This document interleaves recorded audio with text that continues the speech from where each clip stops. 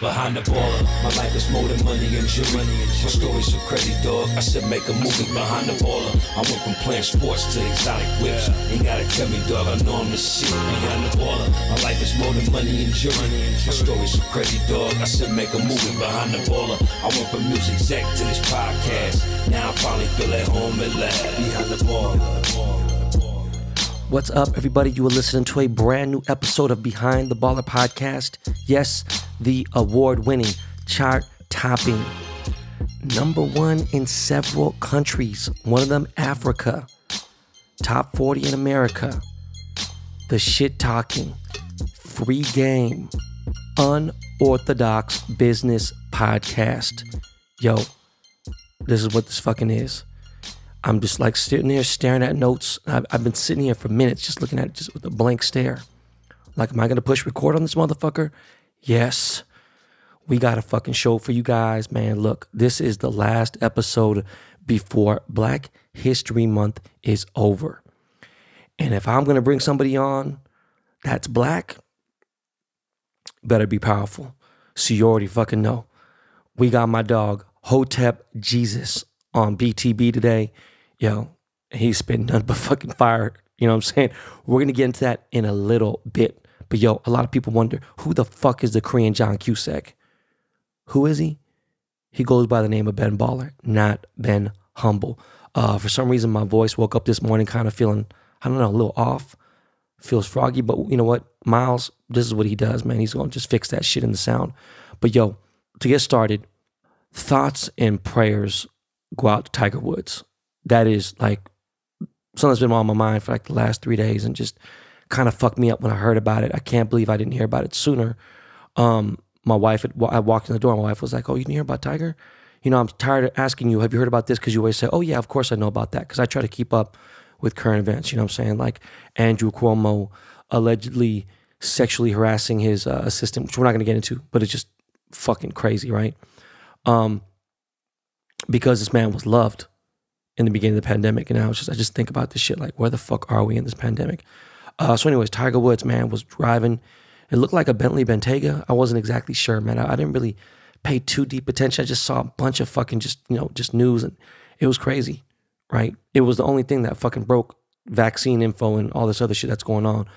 But he was at the Terranea Resort in Palos Verdes. I don't know if you guys have ever been there, ever heard of it. Palos Verdes is like its own unique little area in the South Bay. It's the only area that has a peninsula in Southern California, right? So it's just a cool little area. It's upper echelon, you know what I'm saying? It's a nice neighborhood. Ranchos Palos Verdes. And Terranea Resort is a really nice hotel, place out there. And I guess he was staying there. And allegedly or supposedly he was supposed to meet up with Peyton Manning and Drew Brees to play some golf or whatever. I forgot what the fuck it was. But anyways, he's going down the street, only hitting 65. Something seems off, okay? Look, I know this dude's used to driving big SUVs, right? When you drive big SUVs and you drive like Escalades and things like that, and ESVs, the extended versions, when you're in a smaller car, you should have much more control. It don't give a fuck how fast you're going. And, if he was in a Bentayga, it's a twin turbo.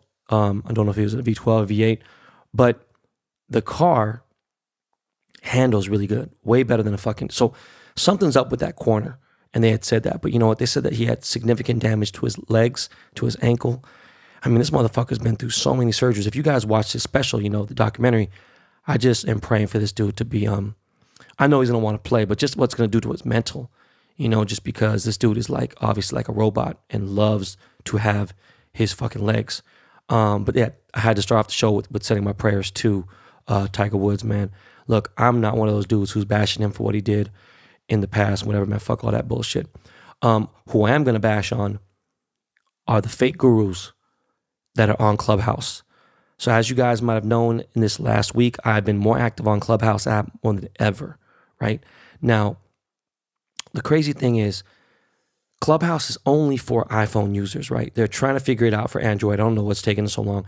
It is an invite-only app at the moment, right? I would send invites to you guys, but I'm not trying to have you guys in my phone book. No offense. I have so many unread messages as it is. It's just not something I want to add to. But you can only be invited via text. And the app is like a walkie-talkie chat room. You're just sitting there, boom. The issue I got with Clubhouse is there's definitely some very useful things, but it is a rest haven for Ponzi scheme, you know, Jay Mazzini type people, and people who are just, like I said, fake gurus. People who try to tell you that they can help you become successful. They can help you grow your brand. They can help you have a bigger social media following. And what's crazy as fuck is you go to these people's pages and they have like 30,000, 80,000. Right now, anything over 10,000 is kind of a lot of followers on a Clubhouse. But there are people with 2-3 million followers on a Clubhouse, right? But if you have like 100,000 followers, that's a lot of followers on Clubhouse. It's a fairly new app, right? It's almost been around a year. People didn't get hip until maybe, I want to say like December, you know? So when you got people on there that have 80,000 followers, and then, you know, they say all this shit, you go onto their Instagram pages and they have like 6,000 followers. And then you go, and look, I'm not saying that they can't give you valid information. It's just, I see so many people on there who have no idea who the fuck they are. Never heard of them. And look, the world is a big place. But when it comes to like verified people who are speaking business and stuff, I kind of know the big people, and I kind of just like, you know, I mean, I browse enough. I do a lot of browsing. I do a lot of lurking, right? And there's a lot of multi-level marketing clown motherfuckers out there trying to sit in rooms and tell people why the fuck. And again, like I said, their profile pages are filled, you know, fucking 300, 400 letters, fucking 700 characters, you know, describing what they've done, every goddamn fucking accolade, which like aren't even real accolades. Like, oh my God, I professional flushed the toilet 75,000 times in a hotel. Like, what? Bro, shut the fuck up, okay? What kills me is I went into a room when it was like business and crypto and blah, blah, the good, the bad, the ugly. And, you know, this is the thing. I'm in there, right? Non-traditional businessman. You know, yeah, I am an entrepreneur because I am by default, right? But to their standards for what they say and everything, right? I mean, I agree with some of these things, you know, they're obvious. But, you know, I want to go in there and be like, well, so what are you going to teach me? What can you teach me? Because some of these people don't know who I am, which is fine by me. It's great, okay? But how are you going to tell me to be successful when you're not successful yourself, right? You got people who's telling people how to become a millionaire, how to become a billionaire, and you got no money? What kind of shit is that? Do you know what I mean? And you're going to try to tell me to, you know, how I can grow my brand when you haven't even done a quarter of what I've done, let alone maybe even a 10th, right? And again, I'm not putting my chest out because my net worth is tripled in the last year. It's just man, it's just shit is awkward, man. It's a funny app. Gonna see how, you know, how it goes. Obviously Twitter has a new thing, very similar, called Spaces. I think when Twitter pulls out, I think that Clubhouse might be curtains for Clubhouse. And Facebook is doing one too. And plus, Twitter's going to have theirs for Android before Clubhouse will. So we'll see what happens, man. You know, it's going to be an interesting situation. You know who isn't going to sugarcoat shit is Hotep Jesus. Okay? He tells it like it is with receipts. And the motherfucker, you know, studied history and all that. Look, you might not like what he's going to say or what he says, but he's not lying. So I'd rather just jump into that and get into this interview because it's kind of long. And let's hear what Hotep Jesus has to say on Behind the Baller. Yo, Miles, man, you already know what the deal is. Lakey Lake, what's good, bro? Let's get a little intro music and we'll be right back with Hotep Jesus.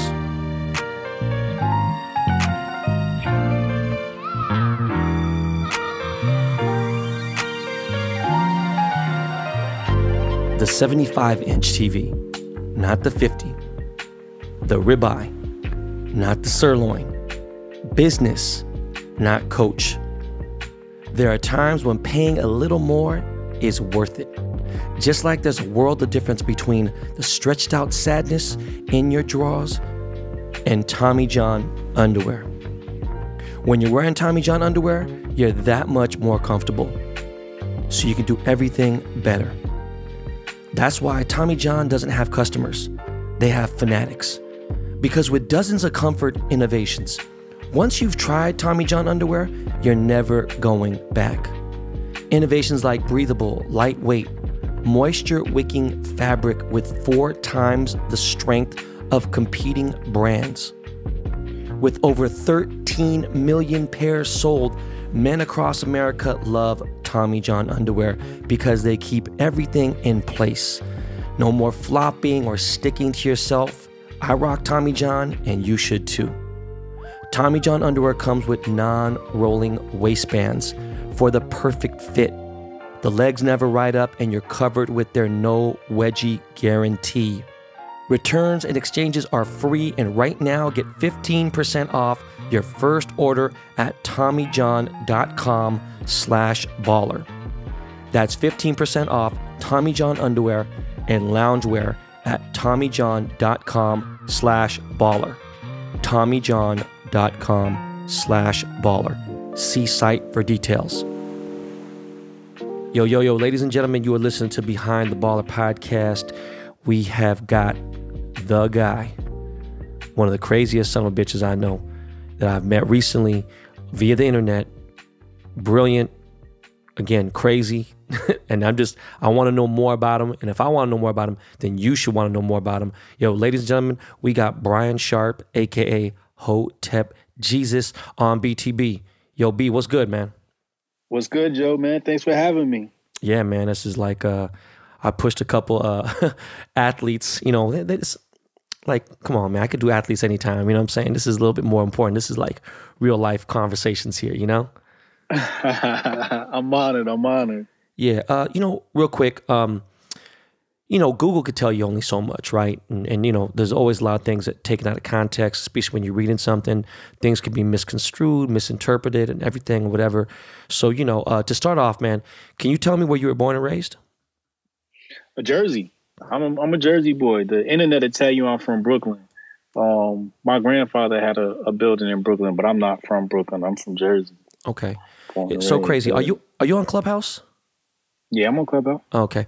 Yeah, I jumped in this, I don't know what the fuck I got into, but I seen this hip hop discussion, who was the greatest rapper out of Jersey? And I was like, oh shit, what did I get myself into? And then, you know, I have a music background. A lot of people know me as a jeweler, but then, you know, people who dig deep know I was professionally in the music business. And so we got into this whole discussion, and the whole time, you know, people were talking about Naughty by Nature and talking about Lauryn Hill. And I'm like, you motherfuckers ain't gonna talk about Reggie Noble? You ain't talk about Queen Latifah? It's a lot of people from Jersey, you know what I'm saying? Like, you know, so it's a trip, man. You know, much love to Jersey. I'll never forget the first time I ever was in East Orange. I was like, get me the fuck out of here, please. Yeah, get active.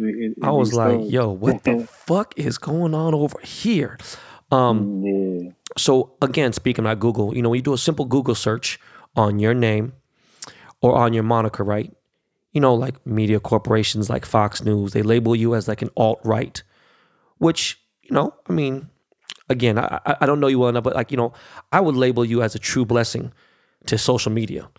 You know what I mean? Like, that's what I would say. But what do you consider yourself when people ask you, like, when it comes to that type of view, or, you know, what party you belong to, whatever?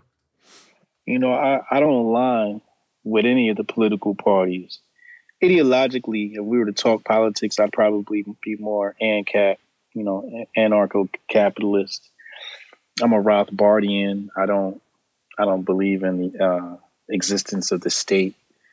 You know, if you guys ever read Anatomy of State by Rothbard, I'm a history buff, man. And when you do your history, you start seeing a whole lot of things that are out of place, you know, and you start looking at your present a lot different than your peers do. You start seeing patterns, and you start seeing, you know, history repeat itself, you know, and I know there's been a lot of presidents who've been controversial over the years. You know, one of the most controversial presidents is Andrew Jackson. Right. You know, he was out there murdering buffalo. He was murdering natives. But when you look at the flip side of the coin, he was like one of the presidents that was actually trying to do right by the country. You know, he might not have liked black people potentially. You know, he might have been a racist, pompous asshole. But as far as we're affected, he saved our ass, at least for a little while, you know, when he opposed the, you know, the central bankers, you know. So again, you know, if I say something like, yo, I kind of dig Andrew Jackson, people will be like, "Oh my God, how can you say that? He wanted to kill natives." And it's just like, yeah, but I'm not. I look at history in its totality. I look at every individual in its totality. There's deeper things in that, which sounds Yeah, fucked up, but it's the truth. Yeah. So look, now you're talking about history. This wasn't even on my motherfucking topic list. Now, this is gonna be a little longer of an interview now. Feel me? So my kids, they're in school, they're learning history and stuff, and I'm 48. So when I grew up, all the Christopher Columbus shit came on. That's just normal. And just 4 days ago, we were driving in the RV headed to the mountains for a little camping trip, and my oldest son was like, "Did you know that Christopher Columbus didn't discover America?" And I was like, I almost pulled the car over. And I was like, I was like, yo, I didn't know it was that, finally got to him. You know what I mean? Like, it finally got to schools. And then, he's like, the indigenous people. And I was like, what did you say? Because it fucked me up that he even knew that word. And just, and again, I pay attention to what's going on in my school, but it's like, I got 3 businesses. I have 3 kids. For the basic part, my wife does handle the Zoom classes and stuff. But I was really happy that he had said that. And then there's just a lot of things that were going on anyways. The fucked up part about it is my son goes to a Catholic school that is charging me an arm and a leg. And the thing is, I'm not really big on religion. Like, I respect all religions, right? But when you think about the Bible, you're talking about history, right? So if we're going on history and science, the Bible is a fictional book. Am I right or am I wrong? Yeah, it's ahistorical. Okay. So, just crazy shit. You just got me thinking about that stuff. A funny thing with Christopher Columbus is talking about him discovering America is almost like a distraction from truly the human being that he was.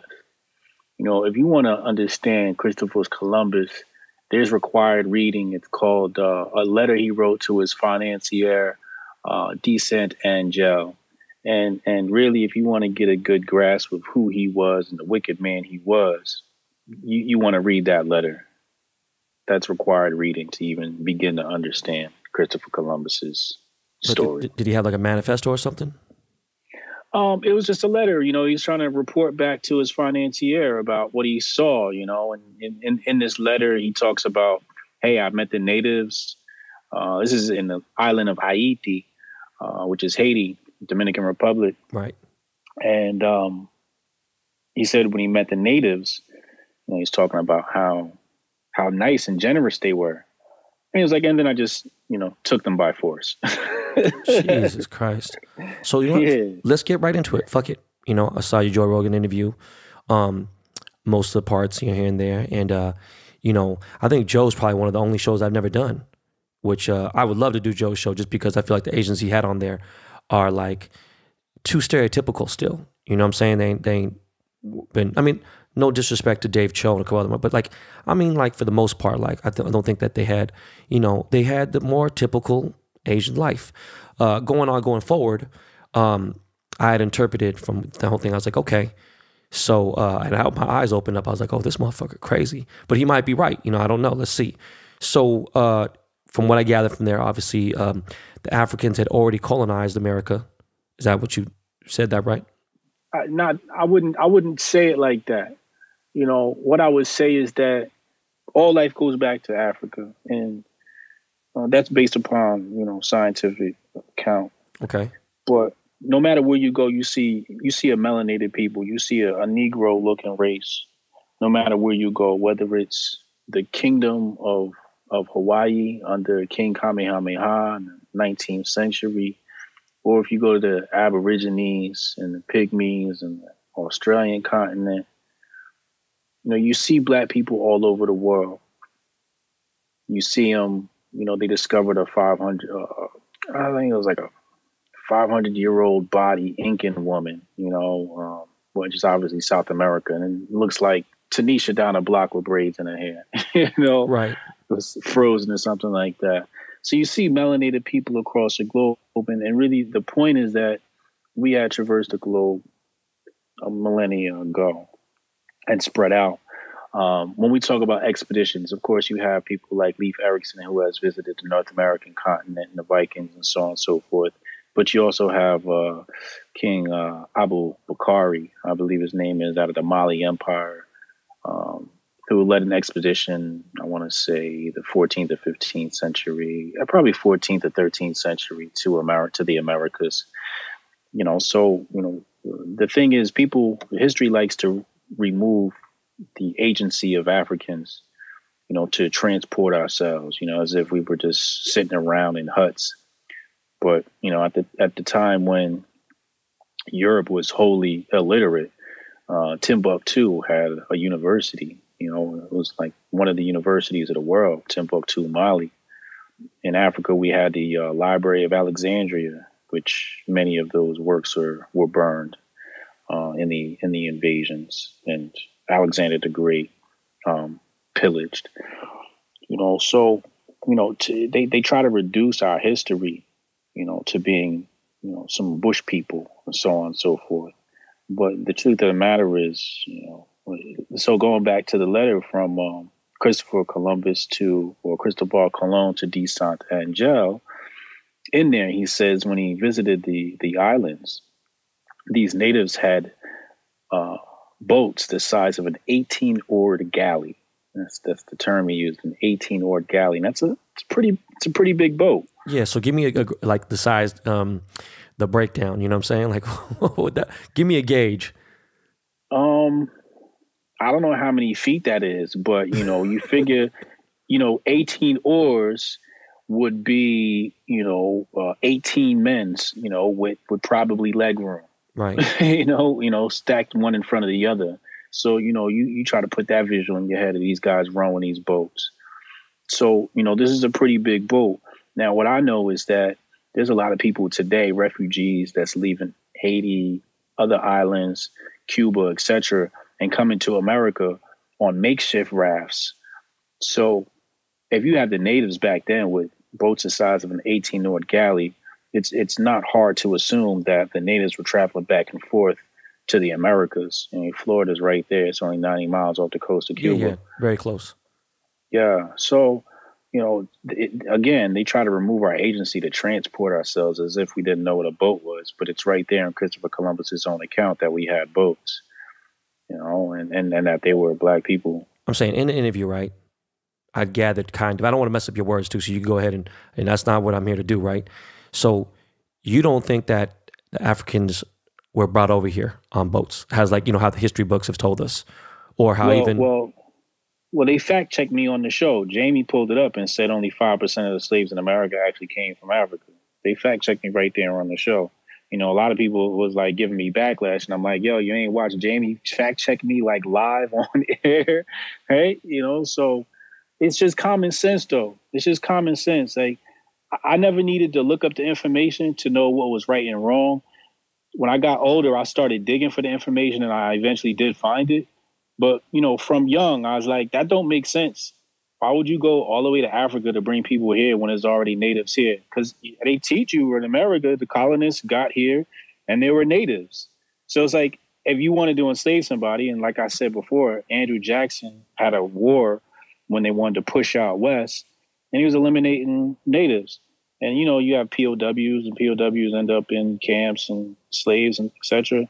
So if you were doing that, why wouldn't you just enslave the population that's already here instead of trying to go buy slaves from overseas and then bring them over here? And then they were talking about like half the cargo would die or get sick on the way over. So it's just like, that's not economically sound, especially when you got black people in Jamaica and all the Caribbean islands. You can snatch people there. You got slaves in Mexico. I mean, Mexico had some of the most popular silver mines.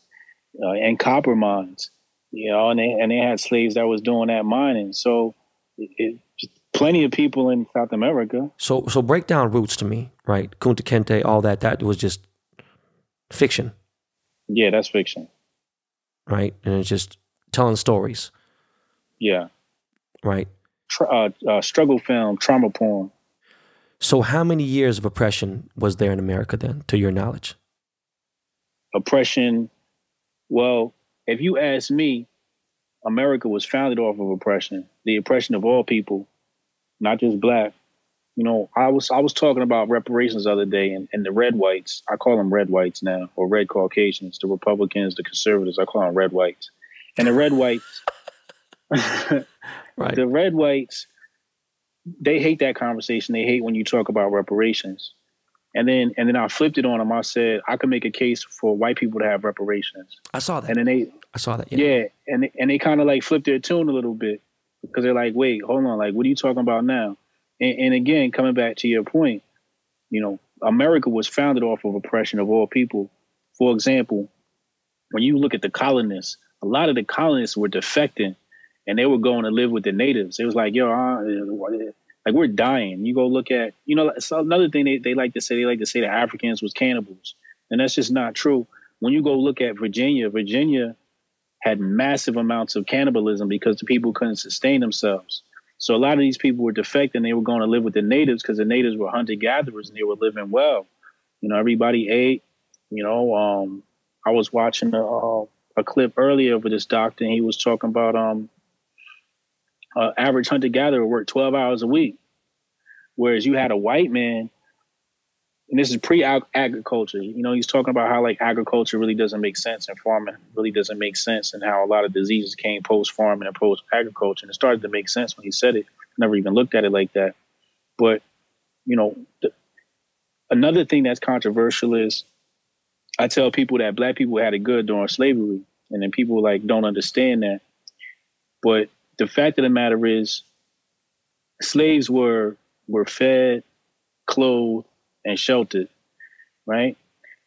White folks, lower class white folks didn't even dress as well as some of these slaves. They were jealous. Slaves even was able to go and have their own, do a little entrepreneurship, you know, and sell certain things, etc., and have a little bit of money. Whereas the white man, the white man had to toil on his farm 12 hours a day, you know, and just to support himself, to keep himself, you know, afloat, only had maybe, you know, a couple of pairs of clothes, so on and so forth. And they used to complain about how the slaves used to dress better. And that's why you had a lot of racist acts, because they were jealous of how some of these black people was living on the plantations. And that's why you have a lot of these attacks and so on and so forth. That's like really the root of racism, comes from jealousy and scarcity. But the white man, you know, was another thing they like to tell you too, is that, you know, black people was getting whipped. And Thaddeus Russell went and did the history on that. And it was average like 2.1 whippings a year. In fact, when you go look at the manuals, they have manuals on how to conduct slavery. And in the manuals, it says, treat your slaves kind, because they tend to stick around longer and work harder than when you treat them cruel. The thing is, abolitionists used to put out propaganda to push, you know, talking about Civil War era, they're trying to push a certain narrative so that they can abolish slavery. So they would do is they would have people write things about slavery that was hyperbolic. So they take an extreme case and make it seem like that was all of slavery, and it just wasn't the case. And black people think they had like a monopoly on whippings. And what they don't understand is that the Europeans that came here were very savage, and whipping was common amongst everybody. That was like corporal punishment was how you got punished for crimes in America. So white people got whipped too. They had something called a pillory. And a pillory is when you stick your head through the hole and your arms through the hole. I know y'all seen that before. It's called a pillory. So they would put your head in one of those things and make you sit in the sun for like 12 hours on a day, you know, whole days, no food, no nothing. And they would whip you. And they used to do this to other white men. So when they say like they was whipping us, it was like, no, everybody got whipped. That was the custom back then. In fact, white folks used to take their kids when they were bad. They used to tie them to the tree, and they used to whip their kids when they tied them to the tree. So this is the culture back then, you know? And so black people think like they had a monopoly on that thing. In fact, there was an event where there was 11 lynchings in one day, and it was the most lynchings that ever happened in one day, and it was 2 Italians. People don't understand is that Italians and Irish, when they came here, they was considered like niggas. They was, you know, they would ask black people like, yo, why you hanging out with the Irish? They dirty, you know? So like coming back to my point, like when you talk about like reparations, I can make a case for everybody in America to have reparations, because the Constitution has been stepped on like so much over the past, like since its inception. This country has gone awry from what it was supposed to be with the 13 colonies to centralization of power and communism and socialism. It's crazy. But I can go on and on about this. Let me fast forward a little bit, right? So let's get into segregation, right? Let's get into Jim Crow and all that and everything, right? But quickly, not like, because we sit here and talk fucking 4 hours. It's Black History Month, goddamn. So explain the transition from slavery to, what happened after slavery then? That was what year? So what happens after slavery is the amalgamation and assimilation. So that's when you get the Puritans come down south and they say, okay, we want to start educating Negroes. Really, that was a plot to make us culturally assimilate. It really wasn't about teaching us math and reading and writing and all of that stuff. It was about making us culturally assimilate. The funny thing is we already had most of the skills. It was white men that didn't have skills. We were the ones that had some of the mechanical skills, some of the vocational type skills, if you know what I mean. We had those skills. So those are really the most valuable skills. It wasn't really that intellectual type thing. So they were trying to bring us into academia so they can make us culturally white. And that was part of the assimilation. Then if you fast forward, we got integration. Integration was disintegration. Integration was infiltration. If you ever look at Brown versus the Board of Education, Brown versus the Board of Education was supposed to be about, Black kids going to schools with whites. But when you read the text of Brown versus Board of Education, and I'm gonna pull it up right now for you, it says, today, education is required in the performance of our most basic public responsibilities, even service in the armed forces. Now, you got to remember, during segregation in World War I, Black folks wasn't fighting in the war. White men was dying on those front lines. Then they got smart. It was like, nah, these niggas need to be fighting too.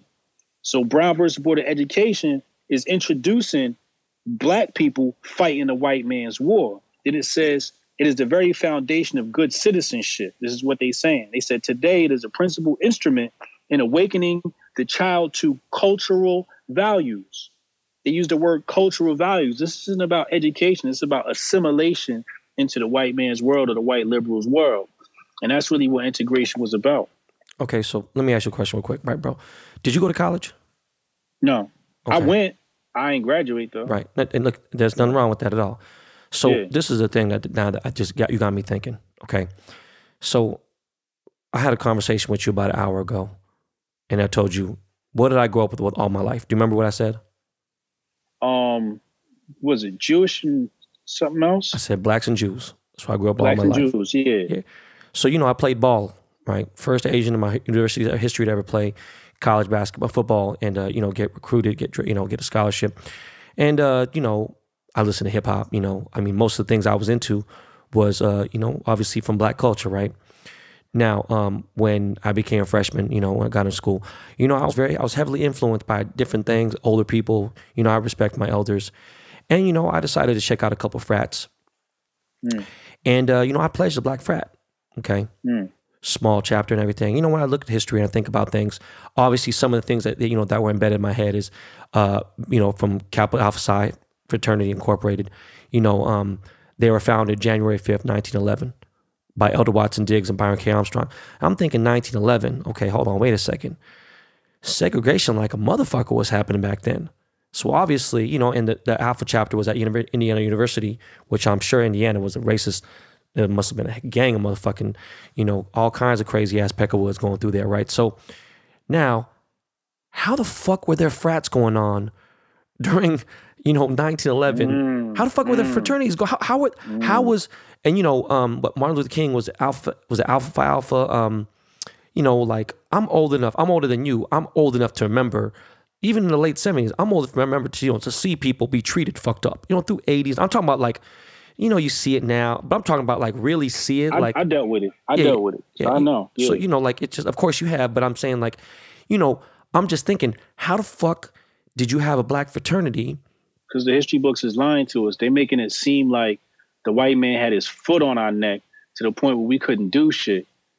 And that just wasn't the case.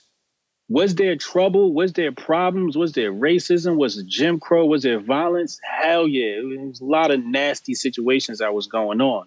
Much of it was coerced by the Knights of the Golden Circle, and the military arm of the Knights of Golden Circle was the Ku Klux Klan. And the Knights of Golden Circle is actually a part of the Freemasons. So a lot of that stuff was coerced and financed by Wall Street to, the divide and conquer type thing. So not everybody was racist. Not every white person was racist. And I always say this, I was like, if every white person was as racist as the book said, black people wouldn't be here right now because they were the majority. Well, shit. No, right? We just wouldn't be here. They would have eliminated us, right? Look, bro, you answered a question for me right then and there. I'm like, yo, looking, man.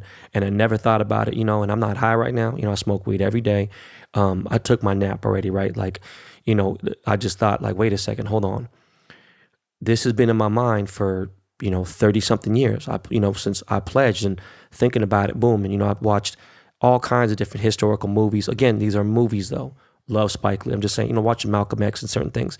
Then you think about certain shit and you see segregation, the whites only, colors only, bathroom and this, that, whatever. I mean, bro, you remember, I've been on tour 3 different times as a DJ, as whatever. I went to all 50 states, going through the Bible Belt and hearing somebody, like literally hearing somebody, like, going into a diner. I'm opening the door for one of my boys. What the fuck you think? It's rap.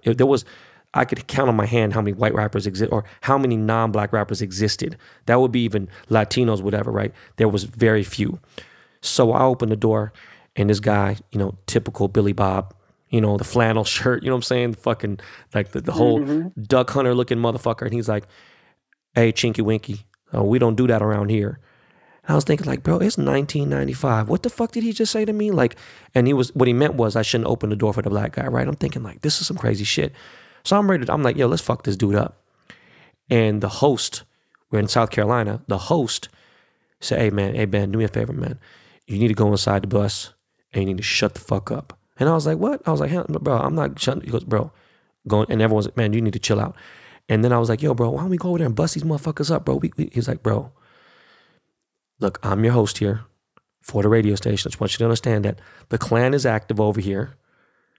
And no matter how tough, ain't no Crips and Bloods over here, bro. All that shit ain't gonna help you over here. It's like, bro, these motherfuckers will smoke out the entire hotel tonight, and everything. I was like, oh shit, okay. So, this is 1995, dealing with it. It got me thinking about, look, if they were as bad as everyone thinks they are, I thought the same thing. It'd be like dinosaurs. They'd be, black people would be extinct, right? So, right. Who would have fucking existed? I mean, it's just crazy. It's just something that I thought about right now, and you just answered my question. And I do believe it. It does make sense. It does add up. The math adds up. So this is something that's been brought up, and I had a very, very heated podcast last episode. There's been an enormous amount of hate against Asians, right? The stupidest shit in the fucking world. Whereas in the inner city areas that are starting to get gentrified, like in Oakland, parts all through New York and everything, right? From Flushing to Brooklyn to Bensonhurst and all over the place. You got these old people getting their ass beat, whatever. And, mostly it's been African-American kids, black kids saying like, man, you brought this Chinese virus over here and blah, blah, whatever. And it's like the fucking crazy part is damn near none of them is Chinese. It's like Filipino, Korean, Japanese, whatever. And they're like, yo, bro. And I'm like, how fucking stupid that shit is. It kills me. And this is something that's been going on all my life.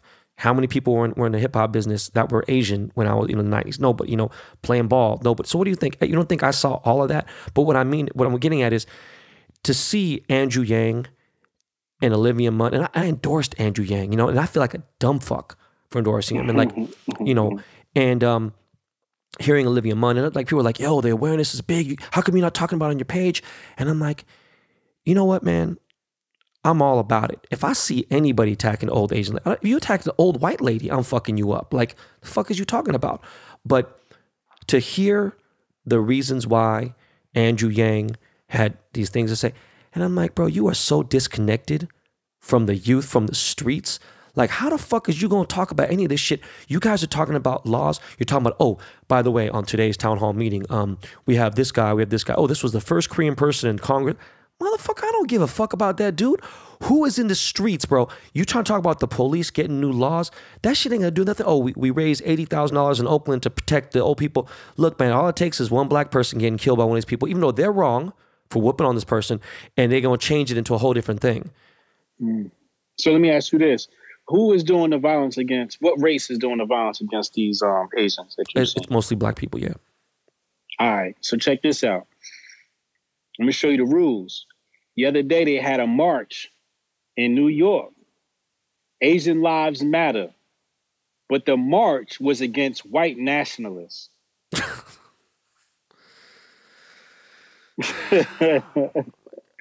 And I'm thinking in my head, like, yo, the beef is between blacks and Asians, but they can't say that, right? Like, the people who fund these uprisings and these marches, they can't say that, you know, because black people is being used as their pawns as well. But they have to blame it on, you know, a non-existent energy, you know, like these white nationalists, you know? This is fucking crazy, bro. Yeah. You know, the thing is, I feel bad, you know, because it's a very convoluted conversation because, you know, the Chinese do block us out of our own industries, right? For sure. But the Filipino, they got a black history. They do. The Vietnamese got a black history, you know, and there's a lot of, like the zoot suits was started, I believe, in the Philippines or the Vietnam, you know, the zoot suits that you see Malcolm X wearing and whatnot. I think that was started in the Philippines, you know, so like we cousins, technically, you know, and for those of you who don't know, insider shit sounds fucked up, but it's the truth. Filipinos are considered the blacks of the Asians. Do you know what I mean? And that's Correct. What it's always been. And it's been like that. If you didn't know, if you Filipino and say, man, fuck you, Ben, you hate, shut the fuck up. I'm telling you straight up, this is what I've witnessed throughout all over, you know, and I'm talking about the world. So, you know, obviously, and Filipino people are obviously darker. You know, there's islands, it's all type of things like that. You know, there was the Spaniards ran through there, and you know, it's just that they've always, look at the way the Filipinos dance. You know what I'm saying? You should know right then and there, you know, just the way they are. You'll find, when you go back in the history, you find pictures of like black Filipinos, like dark skinned motherfuckers with like, you know, the slanted eyes. Yeah. No, real shit. So my question is, like, what I'm saying is, okay, that's great. You got Lisa Ling, who, you know, great. She knows about North Korea and being a refugee. Listen, this is a different thing. You're talking about the streets, okay? There was a reason why for 15, but really longer than that, but 15 years I had a business, a luxury business in the hood, in South Central Los Angeles, Vietnam, California, where every rap song, every fucking statistic you could think of, boom, nothing. And I've never been pressed in my life. Never had security, was in a black bike gang, everything, boom. But again, you know, you got nobody in these hoods that's Asian, that relates to the youth, that can talk to somebody and, you know, work that. You're going to go straight to the police and try to talk to these old people. They're disconnected to the youth. They're disconnected to the street. They don't know what the fuck's going on. You guys are going in circles and circles, and you're talking about 10, 15 years. No, this shit can be handled in fucking 6 to 18 months if you get the right people. But it's just, it was something that got me angry. And now that you said the fucking Asian Lives Matter against white people, that even got me more mad now. But again, it's sensitive times, you know, it's like a weird thing. What does the term white privilege mean to you?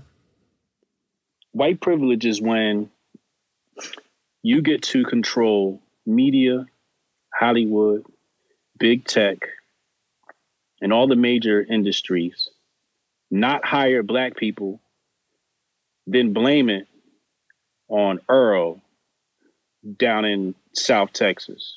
They literally control every facet of our lives. They just did a study recently on Google, and Google was talking about, oh yeah, you know, diversity. And they said they increased their black population by 1% in Google hiring or something like that. And they talked about the program, and they said the program, you know, the lady, she was talking about the program, and she said, you know, the program was cool or whatever. She was like, but it seemed like Google just set the program up just to meet diversity numbers. They didn't really care about the outcome of the actual program.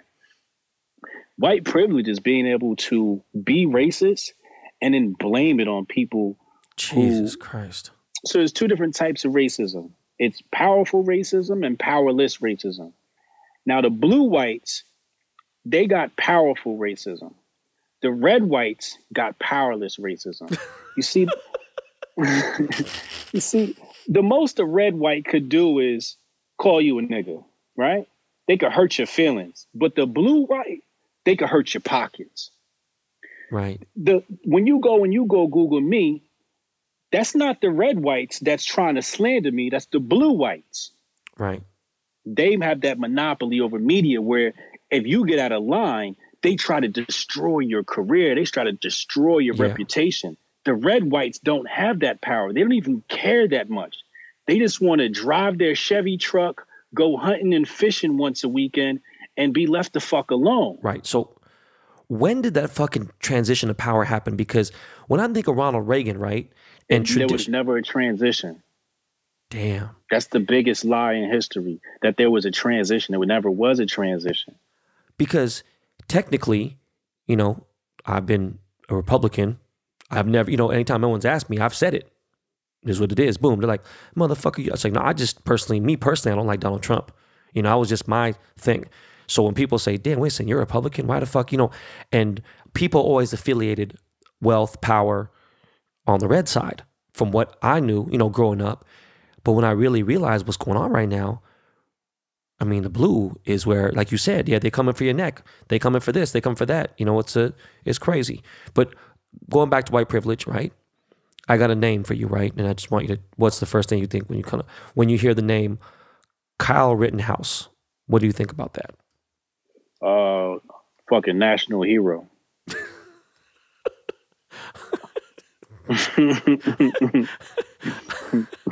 Okay, man. Please elaborate on that, please. Jesus Christ. So what you have is a situation where the blue whites are funding insurrections. And these insurrections... Wait a minute. Hold on, bro. You're telling me that George Floyd shit that was going on over there and all that stuff was you're telling me that you think that, or so that was funded by the Dems. The insurrections and the riots? Yeah. Yeah. You can't organize. So here, I'm going to tell you what happens. I'm going to show you play by play what happens. Day one, black people come out and we loot. And we go rob and we go steal. Target going to get hit. Gucci going to get hit. Right. That's us. Okay. That's us. Day two, like busting windows and burning shit down. That's Antifa Black Bloc. And that's the red whites funding. Okay. When they went back and they did the numbers, they found out like 50% of black businesses was destroyed in 2020 due to some of them riots in those areas. Like you got black people crying like, oh my God, look what they did to my store. Yeah. They're not going to show you that on mainstream media because it don't go with the narrative. Right. But that's what they was doing. Black people, we not arsonists. We might be klepto, but we not arsonists. No, that's not what we true. do. White folks is pyromaniacs. They burn shit down. It's all through their history. They come into your village and then they burn the shit down. That's what they do, right? So when you go look at, like when we go look at Mike Brown, when they murdered Mike Brown out there in Ferguson, Darren Seals was on the ground. Darren Seals was close to that family, Mike Brown's mom. And Darren Seals said his first account, he said, we was out there peacefully protesting. Some white boys showed up and started throwing shit at the rocks. And when shit got hot, they disappeared. I did an interview with Black Mountain Hotep, and he said the same exact thing happens out in Arizona. The blue whites show up. They organize black people. They march. They marched them down to the police precinct. Once they got to the police precinct, shit got hot. The police surrounded the area, was getting ready to tear gas the protesters. The blue whites hopped in their truck and left the black people to get terrorized by the cops. This is how the blue whites operate. Okay, so run the play-by-play on Kyle Rittenhouse then. So now, Kyle Rittenhouse is a white boy that's practicing his Second Amendment rights. Nobody should be able to tell anybody who can and where hold a gun. He went out there to go protect property. Like, look, y'all could do all the protesting y'all want. Y'all not about to be burning shit down. If you go look at the people that he killed, they were white. He killed white people. He didn't kill black people. He killed white people. I think he shot one black dude, and that black dude was armed with a gun and was about to kill Kyle Rittenhouse. Kyle Rittenhouse didn't fire the first shot until he landed on his back. He fired those shots in self-defense. And that wasn't even his gun. Right. It's his mom's gun, right? What? No, he got it from a friend, I believe. Okay. Now, Now, when you go look at the earlier tape, one of the dudes who got his wig split was a white boy. And you hear the white boy talking to Kyle Rittenhouse saying, shoot me, nigga. Shoot me, nigga. It's a white boy saying the N-word. Dog, that's why it got me confused right there. I thought it was a black dude that got killed, man. That's crazy. No. This is what I'm saying. Like, they don't tell the full story. And I would look at all the details. Right, no, I feel you. Okay. Yeah, but that white boy was up there saying, shoot me, nigga, calling Kyle Rittenhouse right. a nigga. You know how white boys, they get in the hip-hop community, they think they got the N-word pass. Yeah. Like, nah, that's just not cool over here. Maybe some people let their white friends slide, but that shit ain't cool over here. So he got what he was asking for. He said, shoot me. He ended up shot. But the thing is, they were chasing Kyle Rittenhouse down the street. You chase me and I got a firearm, I'm letting off, bro. Right. So then what about the Proud Boy situation, him hanging out with the Proud Boys and all that shit? Like, how you feel about that? That's a very dicey situation. Yeah. It's a lot of nuance to that because you got to understand that the leader of the Proud Boy turned out to be an FBI informant. Nah.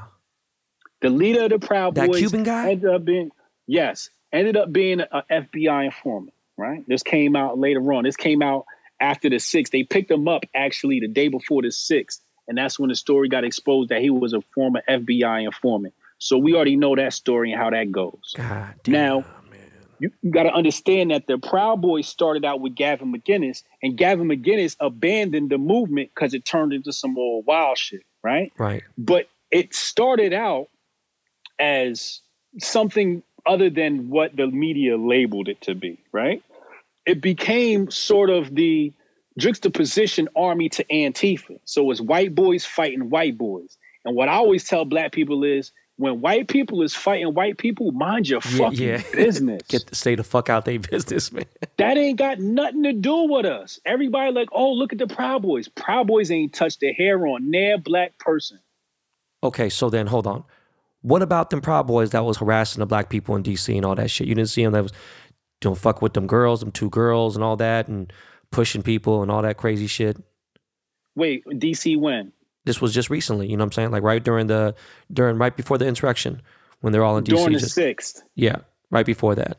Like I said, it's a lot of nuance because you got the one black girl. You talking about the black girl that popped off and broke that lady nose? I don't remember. I just remember like by the bus stop, they was getting fucked with and everything else, you know what I'm saying? And just... Yes. Because again, you got a lot of elements within the Proud Boys that is on some racist shit, right? But the thing is, when they come down to DC and they see like, again, I'm coming back to my previous point. This is a civil war between white folks and black folks is showing up. So when black folks show up screaming at Black Lives Matter, Proud Boys is on edge. Right. Now you screaming at these niggas like they not going to pop off, but these white boys going to pop off. That's what they came there for. Came. Yeah. So where do you know in the hood, if you go to the wrong spot in the hood and you start popping off at the lip, who knows what could happen to you, right? So it's like, you got to start using your common sense. If you show up to a place where cats is getting active and you popping off, you could blame it on racism all you want, but it's not a place on this planet where you could pop off at the mouth and not get your ass whooped. You go to China and get your ass whooped, Africa, Europe, no matter where you go on this planet, pop off, a group of people going to whoop your ass for popping off at the lip. And again, going back to my previous statement one more time, black folks need to stay out this white man's civil war. The thing is, the blue whites use us to get involved and use us as frontline soldiers. Go out here, BLM, and march and go against the Proud Boys. And then we the ones that's going to get locked up. Right. You see when they did the 6th, all them white boys got locked up and they got bail, but it's only a black kid that's still stuck in jail right now. Yeah. No, I've seen that. So look, during all the original riots, like June, I think, right? June, July, when the crazy riots was getting around, LA got all fucked up. They was trying to come around here. And I said some shit on Twitter, right? And I was like, yo, man, one of my dumbass employees is talking about he was going to go out and riot, blah, blah. And I had a mountain of black people hit me and said, man, I can't believe you just said that, dog. You ain't down for the cause. Fuck you. Stay your bitch ass at home, this and that. So I said, check this out, bro. Check this out. Let me say real quick. Listen, you stupid ass dumbass Wendy. This bitch look like Wendy Williams. I forgot what her name is. I can't stand this cunt. And I said, look, one of my employees was going to go rob one of my homeboy Demaney's store, Flight Club, one of the most famous sneaker stores in the world. He's a black man. I ain't letting that shit happen. Man, you gotta let your shit, man, bitch, shut. And just, it went back, be like, no, you ain't down for the cause, blah, blah, whatever. Now, the crazy part was this. I went out maybe twice during that week, right? Just because I had to go check out my store or whatever. I'm not crazy, okay? I'm the most, I don't want to say I'm skeptical, but like, you know, I'm not with the bullshit, right? If I seen a ghost, I seen a motherfucking ghost, you know? I like to exaggerate sometimes, but when I exaggerate, it's because I've seen some crazy shit. So if I said I saw 7 nuns fucking a ghost, a real ghost, extraterrestrial, I probably saw 2, and I was already out of pocket, wild as shit, okay? So I'm by my store at the Beverly Center, if you know LA, and all of a sudden, in front of Tito, I'm sorry, is it Tito? Fuck, I just completely, Benito's, there are a pile of bricks, and I stopped for 1 second, and I said, all right, hold on 1 second, let me just stop for 1 second, okay? There's no construction going on, because I know my street, I would know my street because I drive it every day, so there's no construction. Then Bun B, rapper Bun B from UGK, he posted he was at a rally in Houston, and a bunch of cinder blocks and cement bricks and things were on the way to the rally, right? And again, now, this was by a park. Bun B pointed it out. Yeah, Bun B pointed it out. Okay. So now, I didn't really say too much. Look, man, please tell me where the fuck those bricks were there. The blue whites put them there. No, man, come on, man.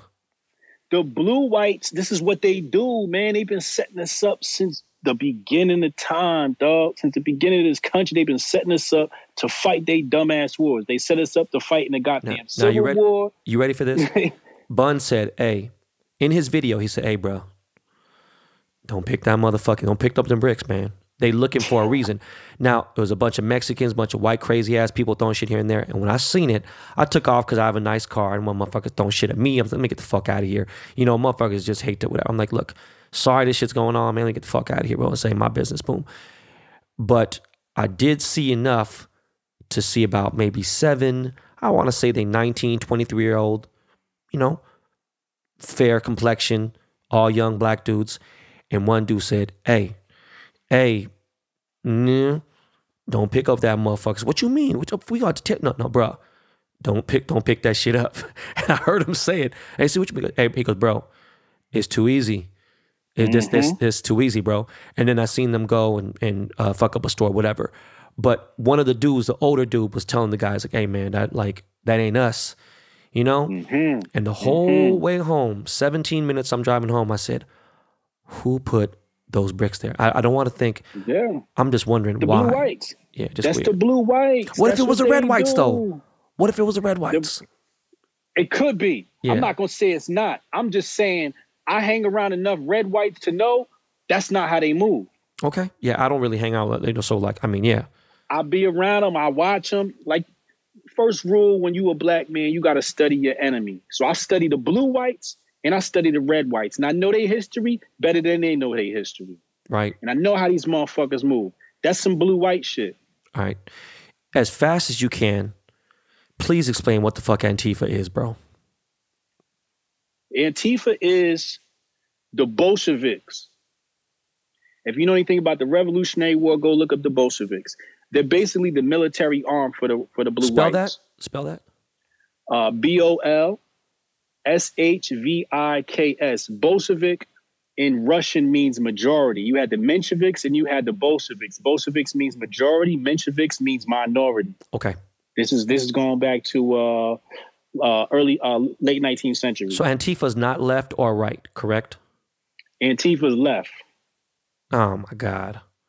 That's the blue whites. Black bloc, Antifa, that's them. But you had Antifa at the inside the Capitol building on the 6th. But that one dude, you know, the guy wearing all the Viking shit, you know, I'm talking about that one dude who was he's a real big Trump supporter. People are saying he's Antifa, but this dude has like been, you know, like not him. That's the distraction, nigga. Okay. It's another black kid, light skin.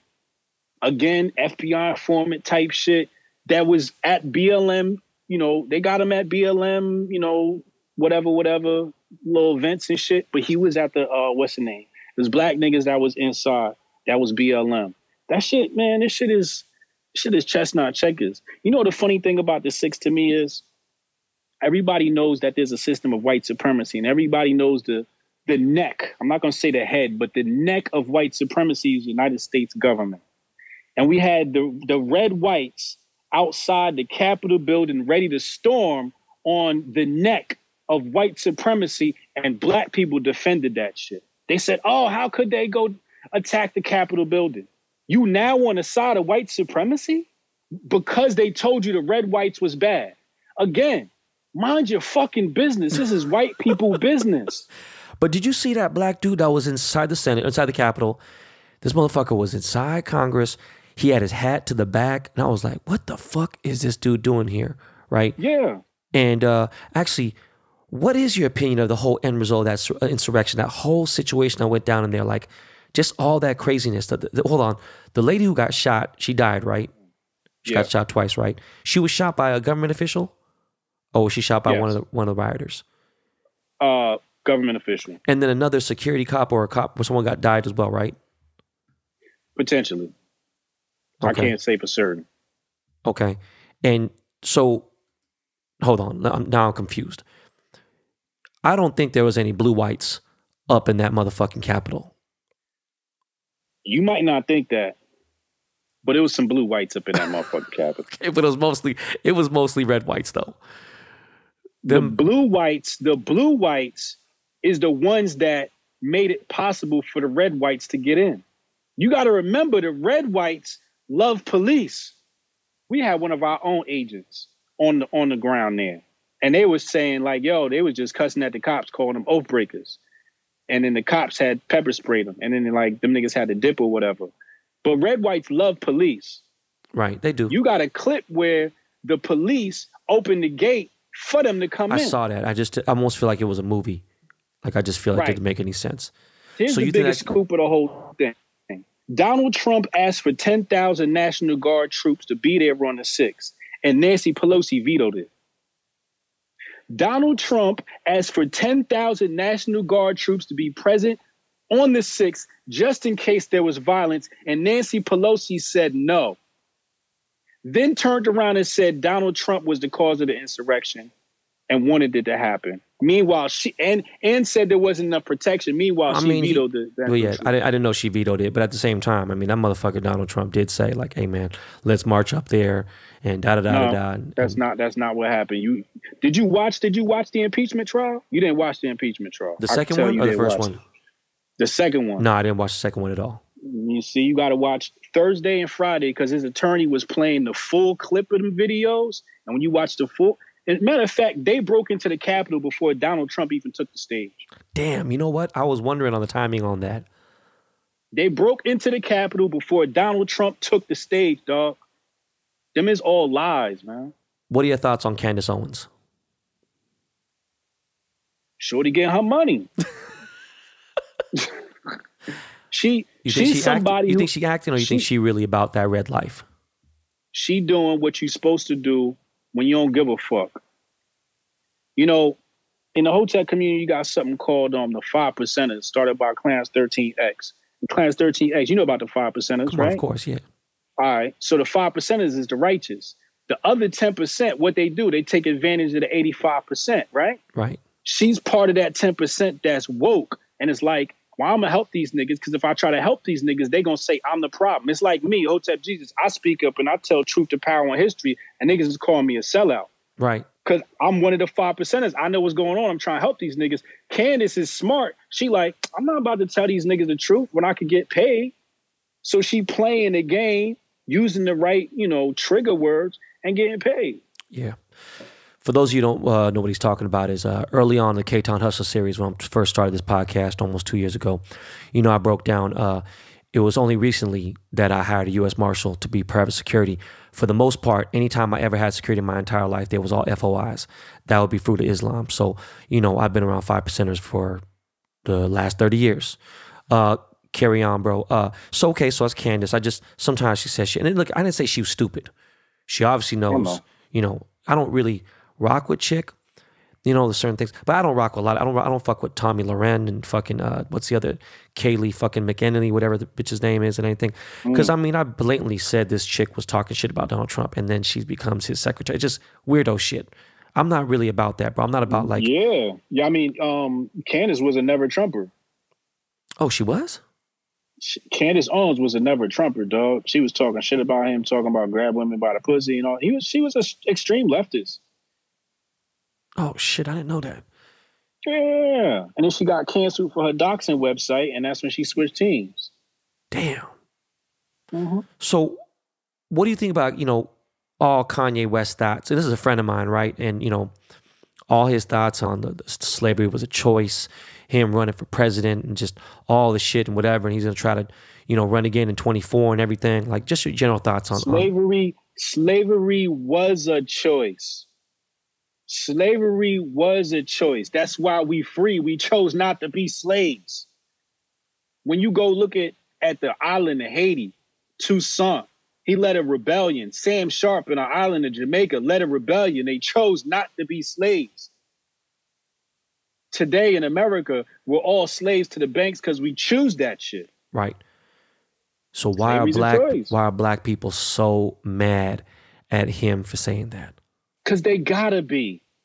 They're trained. They're you know, Pavlov has this experiment with the dog and the bell. Go look at Pavlov's dog experiment. Basically, he rings the bell and he feeds the dog. Rings the bells and feeds the dog. Comes to find out every time he rings the bell, the dog salivates because he thinks it's time to eat. It's the same fucking thing with black folks. You drop the N-word, say slavery, put a rope somewhere, and we just get triggered. So when you say slavery is a choice, we're not looking for nuance. We're not trying to understand. We just go straight to rage because it's Pavlov's bell. Right. When he said it, I knew exactly what he's talking about. And when I also knew he was going to face backlash because nobody going to sit down and try to think. I did too. But at the same time, you know what I mean? That it's just like, again, this whole cancel culture shit is a fucking nightmare. At the same time, bro, let me tell you something real quick. Like, Ye has done some crazy ass shit. So I'd be like, all right, bro, I don't know, man. Because, you know, I've seen the transition. I've known the dude since, you know, almost 20 years. So the last thing, before we get into a totally different topic, I feel like it's kind of somewhat hand in hand. Have you been quarantining, you know, throughout this pandemic? I mean, do we got a choice? Right. True, right? You know, like everything closed. You ain't got no choice but to stay home. I'm a homebody, so I've been quarantined, you know, since 2019 anyway. Have you lost anybody from COVID? Yeah. Allegedly from COVID. Right. Ooh, damn. Allegedly from COVID. I lost my aunt Lona May, and I lost my Uncle Chester last year, and a couple of other family members. But those were the two oldest in our family that died last year. At the end of the day, man, this is one thing that I've been battling. The Surgeon General, you name it, all the way through. You know, I got a lot of people who are doctors and my wife's family and stuff things right now. Look, I'm not here to tell anybody that motherfuckers are writing down, you know, COVID for whatever insurance reason or whatever the fuck it may be, more money or, you know, to fit a narrative or anything. What I do know is I know people who died in Italy. I know people who died in Korea. I know people who died in, you know, in different areas. Fuck America. Let's take America out of it. You know, at the end of the day, I just feel like we've handled this pretty poorly. But like, you know, it is what it is. That's just America, right? I kind of expected it. But no matter what anyone says, whether they want it to be gone or not exist or, you know, don't want to wear a mask, whatever the fuck it may be, you know, I've had people who are, you know, pretty woke and be like, yo, watch, when the election is over and everything's done and the inauguration is done and they bring Biden in office, watch this shit go away. I'm like, bro, this shit ain't going away, bro. I'm sorry to tell you. You know, exactly. I mean, it's in 250 countries, you know what I'm saying? Like, there's no way that every single fucking person is involved in it, you know, every country, like it's, you know, but there are things that raise my eyebrows, you know, but at the same time, I really don't have a choice. Like you said, but with me, it's different because I have an older son. My oldest son has a very severe respiratory illness. It's past asthma. So it's specifically made for him. Before this ever existed, before COVID-19 was ever created, I had a ventilator in the house for him. You know, my son's been in ICU, whatever. So it's just a fucked up situation. I just wondered what you think. And, you know, Well, I'm Hotep, so we don't get down with ventilators. You know what I'm saying? Like, my girl's in health insurance, right? And she says usually you pull out the ventilators. Oh, it's a wrap. When and when somebody's about to die. It's really just, you know, so the family can come see them in their last moments. Ventilators, what they do is they weaken your lungs. because your lungs then become dependent on the ventilator. In the Hotep community, what we do is we treat with alkaline foods and steam. Right. There's a brother named Jehudi Ma'ara who I would suggest, you speak with, but we don't operate with them, the machines and creating a dependency upon machines. No, it was just something it was something that where he went into ICU and they went into sudden dead wash. And when we figured out what was really the problem, it was a lot of the environmental things, molds, allergies, foods, things like that. And I was like, damn, man, so we had to strengthen it. Truth be told, he's used a ventilator once, and we haven't been on it in 22 months. We haven't even used his nebulizer, which is just his steroid, albuterol injection, everything with his through oral. We've been good. And trust me, man. I'm talking about for example, everybody was telling Donald Trump, yo, the hospitals need more ventilators. The hospital need more ventilators. Then you fast forward 4 or 5 months later, and in a news article switched and said, well, we found out the ventilators was actually killing people, so we stopped giving them the ventilators.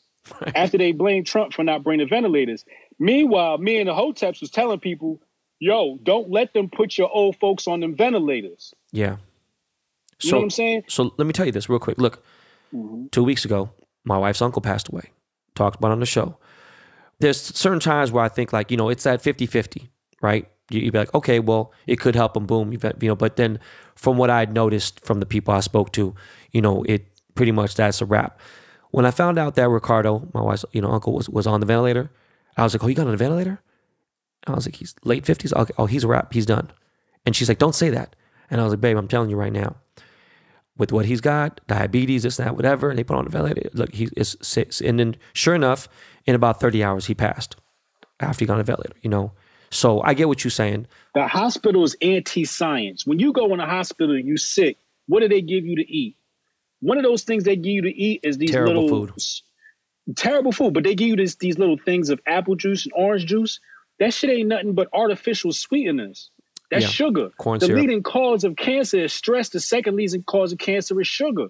Right. So you go in a hospital and you leaving sicker than when you went in. No, that's not even how the way the immune system works is, it kicks in when you fast. Right.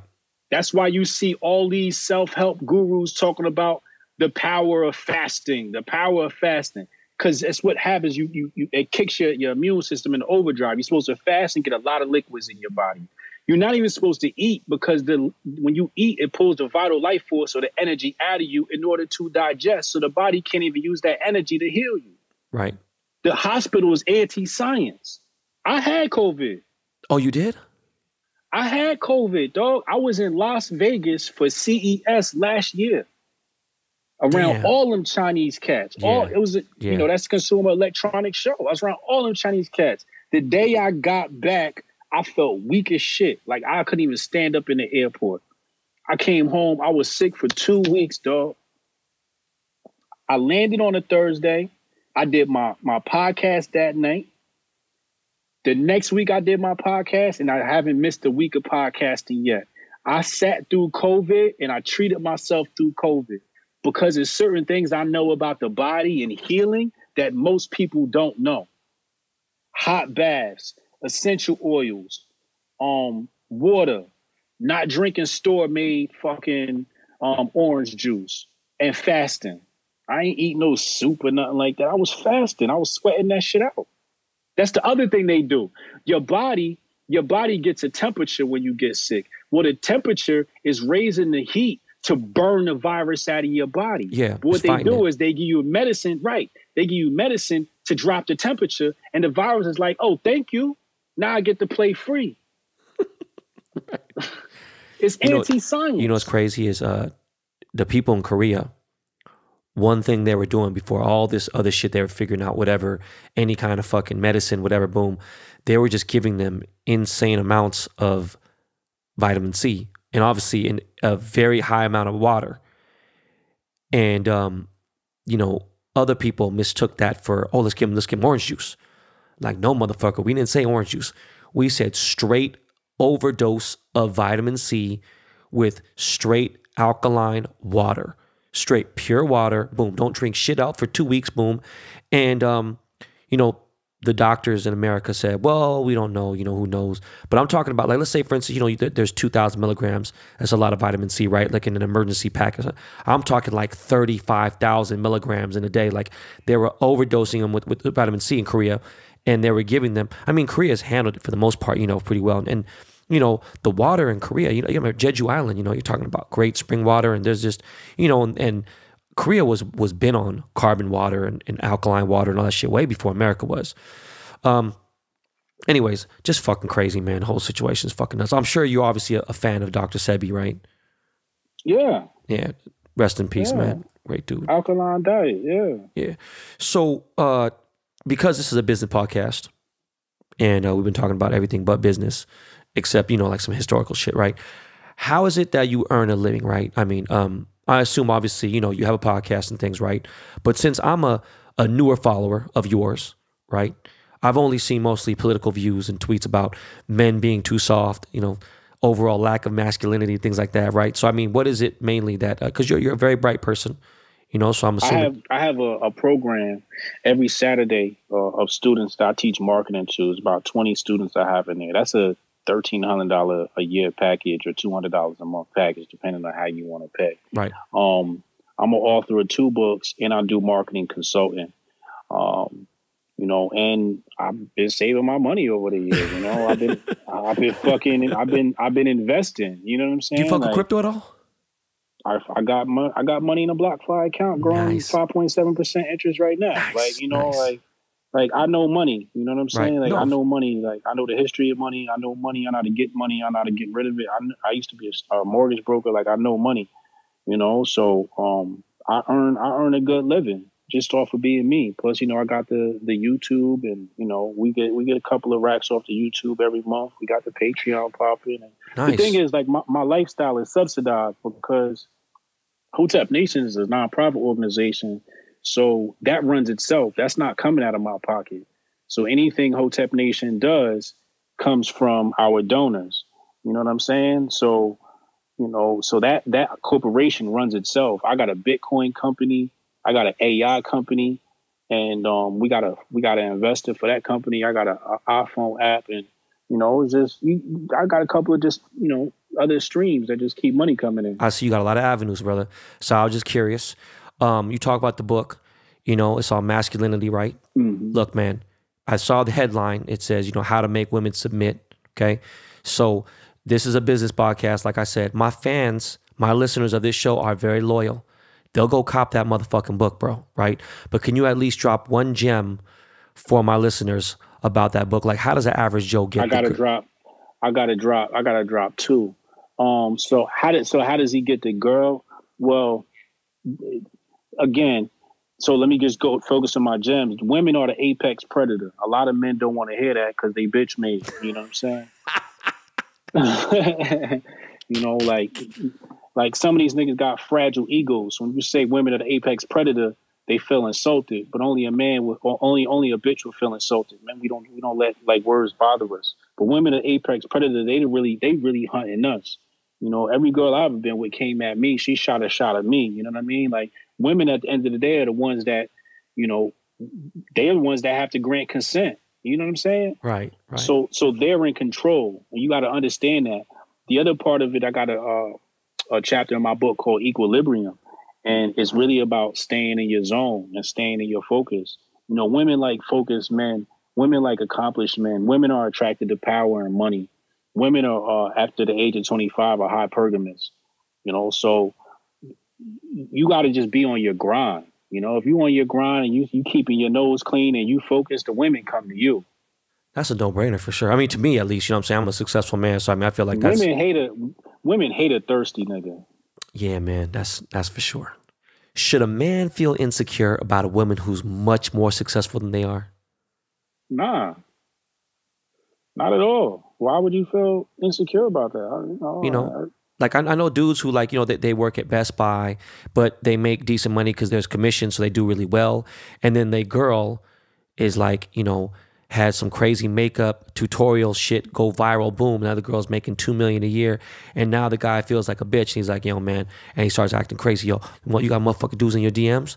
Like, who's hitting you up? Like, you know, I've seen dudes just lose it on their girlfriends. I'm like, yo, bro, you need to sit the fuck back and just enjoy life. Yo, if you even thinking about your girl's DMs, Yeah. you're not busy enough. You don't just you Facts, like, bro. I'm way too busy to even think about like what the fuck my girl doing on Instagram. Like, if you got time to think about that shit, that's why she probably cheating, because you got too much time on your hands, nigga. You's a bum. For episode 100, I had my wife on the show. And she damn near said, I wish you would ask me what the fuck is that. Like, and she genuinely was like, yo, you just don't give a fuck or what's going on in my life. I didn't say I didn't give a fuck. I'm like, babe, you do what you got to do. I got too much other shit going on. Like, I ain't worried about no fucking clown. You know what I'm saying? Worried about what the fuck's he going to provide for, like, really, like, for real. You know, we got an amazing... I hope he do provide some shit. I hope he do come take your ass. If you got a nigga in your DMs that want to come take you, he can have you. Go. Exactly. I'll replace your ass so fast. Hotep, man, it's probably been one of the best fucking interviews I've done, and I've interviewed a lot of people. The last question I ask every guest who comes on this show is there anything you'd like to ask me? Damn. Yeah, put you on the spot. I always put everyone on the spot like that. Did. How do you get money? You know, traditionally, obviously, you know, people know me, I'm a jeweler. So, you know, from there, you know, how does that work though? Like, I know you a jeweler, but how, you know, if you get into gems at a certain price, you just add in a markup, or you getting paid for the custom work or in the service and labor? Okay, as far as the jewelry business itself, like, okay, yes, there's a lot of different ways. So obviously I buy gold every day. You know, not only is that obviously, you know, a global currency that never, you know, the price in Alaska, the price in Australia, the price in fucking Brazil, Haiti, Canada, it's all the same. It don't go fluctuate. You know, the euro is not different. You know, it's the same universally, right? But I have to buy it for the store, for chains, for making things. You bullion? You buy bullion, or how do you buy it? I buy raw gold. You know what I mean? Like, it comes like oblong rock? They literally look like little pellets. They look like little fucking BBs. But they I know what you're talking about. Okay, I'm sorry. Yep, I've seen that before. You know the candy nerds? Yep, I know exactly what you're talking about. I seen that. Yeah. Now look at like a peanut butter jar, right? If I threw that shit at you, first of all, I'd have to be the most cockstrong diesel motherfucker in the world to throw this motherfucking shit where you wouldn't catch it, bro. I don't give a fuck how strong you are. That's how heavy this shit is, right? One. Number two, obviously I have a great diamond supplier. As you go through being a jeweler, you go through certain tiers. If you are blessed with a great plug when it comes to diamonds and certain things, you know, that can help you tremendously. Now, when it gets to a certain point, you know, I kind of had a decent name before I even started jewelry. I was in the music business, had connections. But when I really established a global business with my company, you know, now I can start charging a whole different price level. You know, because this is a luxury business. It's not a necessity business or anything. And people are looking at different things. I'm doing things with, like, you know, NFTs are now, you know, the wave, and they're about to start popping. I'm doing collaborations with enormous artists like Kaz and Murakami, and doing things with the States. And, you know, I've worked with so many different types of people. People think that because I did so many, you know, famous rappers chains, I don't even fucking do rappers chains anymore, period. You know what I mean? Like, I'm dealing with Saudi, you know, royalty, Sultan of Brunei, and people like that. And, you know, they pay me for a service. So right now, minimum is $250,000 to get a chain from me. That's a minimum choice, right? The minimum price. And I'm booked until spring of 2023. So, you know, that's good. But then I also have a retail store, so you could buy things there. And I have all kinds of things, from, you know, religious things. Like, one of the biggest selling jewelry pieces in the entire world are crosses, Jesus pieces, onks, you know, Hamzas, third eye, you name it, all that shit, right? I have everything. I own a cannabis farm, right? So, you know, I do cultivation there, boom. So I have my own strain, I have that. Then obviously I had the podcast, which has gone very, very big. And we flourished on here. I ain't gonna lie to you. Shout out to DB Podcast, greatest producers in the world. And then obviously I have a great agent. I'm with XL Sports Management. You know, they represent Tiger. Tiger, I hope you're okay, man. This is fucking crazy what's going on. Peyton Manning, Derek Jeter, 15% of the stars in the NBA and NFL, golf, everything. So they represent me for a lot of brand corporation deals. Like, the Snickers chain. I have an NFL endorsement. I'm in the NBA 2K game, right? I have a huge, enormous $1 million deal with Topps baseball cards. So it's been good. You know, like, me being 48 years old is, you know, most people my age, just like, you're washed and you're done. But me, I've somehow figured out a way to stay relevant as the years go by. That's dope. That's dope, man. If you want to invest in tech, man, I got a couple of companies. Holler at me, man. No, definitely, for sure, man. And tell all the fans and everybody, where can they find you? Please break down everything. Like, you know. Yeah, just go to my website, bryansharp.co, BRYANSHARPE.co. You'll see my books. You'll see my projects, my tech projects there. Yeah, it's bryansharp.co, BRYANSHARPE. On Twitter, it's Hotep Jesus. And on Twitter, it's Hotep Jesus, yep. And what is the name of your podcast so people can find you? Hotep's Been Told You, every Thursday, 8 p.m. Eastern Time. Oh, man, bro, I'm about to subscribe to that shit right now, man. Yo, it's a wild show, man. Like, when people watch the show, they're like, yo, I can't stop. It's very sticky. It's very sticky. I would love to be a guest on that show and just give you, you know what I'm saying, and just be raw. Oh, yeah, no doubt. Come through. Yeah, man. All right, so listen, man, I really appreciate you coming on the show. Ladies and gentlemen, that is Hotep Jesus, a.k.a. Bryan Sharp, or vice versa. And, yo, Miles, man, let's go to a commercial quick, throw on some Lakey Lake. We'll be right back.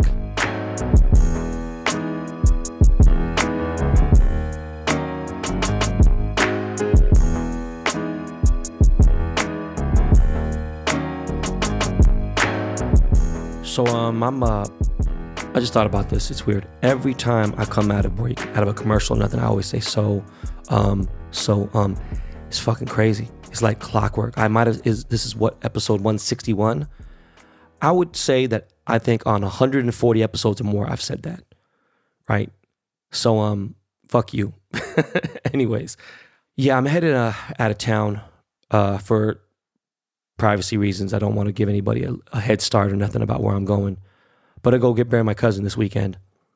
And it just still has fucked me up. The last time I was this fucked up was probably Q. But in certain ways, obviously, this is somebody obviously I've known way longer than Q. And it's just really taken definitely a toll on me.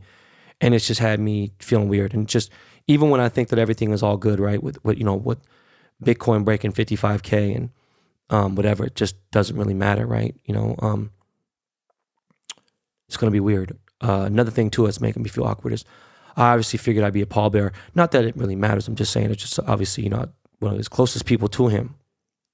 And his mom has decided to cremate him. I just don't get that yet.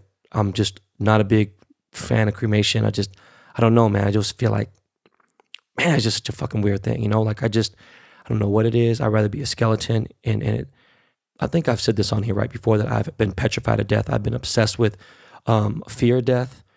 Not the act of dying, meaning like, it's like I'm not scared to get shot, whatever. It's just what happens next, right? And what happens to my family, what happens to my kids. That's the most important thing to me. If I had nobody, I guess I'd be sad about having nobody, right? But just like, I don't know, man, I just want to make sure that my kids are well and old enough. That's why I do need to start a healthier lifestyle. Now, it's been a minute since I've said that, but I've said it several times. I just, mentally, I've been getting there. But food-wise, I've definitely been eating a little bit too much Del Taco. It's got to stop. So anyways, yeah, it's going to be a little bit of a weird situation going to a city that I go to often.